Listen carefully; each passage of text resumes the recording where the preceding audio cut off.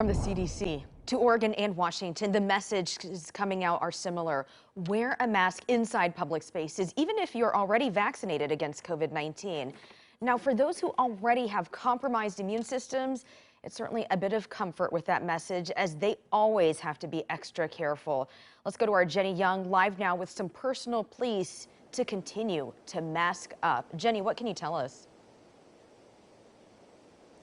Liz, I talked to 3 women in Clark County who are all transplant patients, and they're part of a study at Johns Hopkins University that recently found that immunocompromised people are 485 times more likely, even if they're vaccinated, 485 times more likely to be hospitalized or die from COVID-19 than people who are vaccinated in the general public.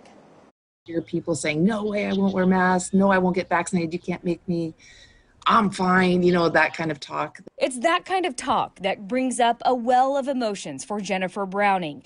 Anger, fear, frustrations, feelings she has to overcome so she can focus on daily life, working full-time while being married and raising a son, and being constantly vigilant that her family isn't exposed to COVID-19. It's the same for Nicole Arneson.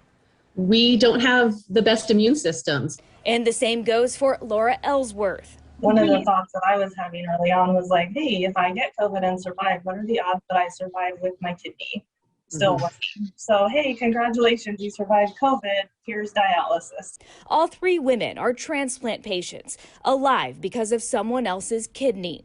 And in order to stay alive and healthy, they must continue taking the same COVID measures that were mandated before there was a vaccine. We don't do the things that vaccinated people are doing.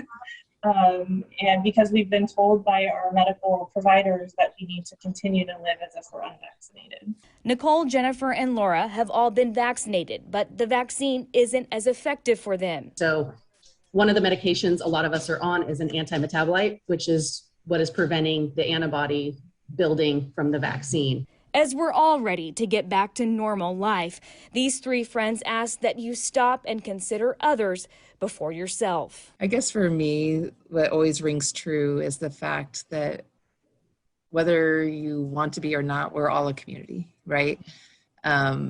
Whether you think it's just about protecting yourself and what's happening to you or not, you're still a community, and we all have a part to play.